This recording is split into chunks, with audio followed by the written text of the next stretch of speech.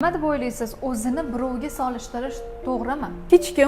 Hech kimga o'xshamaydi. Har bir inson o'ziga o'xshashga va o'zini topishga harakat qilishi kerak. Yer yuzida 8 milliard aholi bo'ladigan bo'lsa, ularning na qoshi, na ko'zi, na aqli, na tafakkuri bir-biriga o'xshamaydi.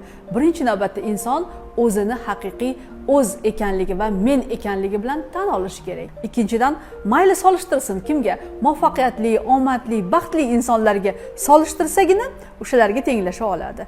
Aksincha, o'zidan kamchilik qidirib, nuqson qidirib, o'zini yomon ko'rishni boshlagan odam, bu pessimist odam, kelayotgan muvaffaqiyat yo'llarini ham o'zi yopadi, doim noliydigan odamga aylanib qoladi. Va inson o'zini ustida ishlashi, o'zini yangitdan kashf qilishi, o'zini o'rganishi va o'zidagi eng kuchli fazilatlarni shakllantirishi, oldiga maqsad qo'yishi va faqat oldinga intilishni o'rganishi kerak xolos.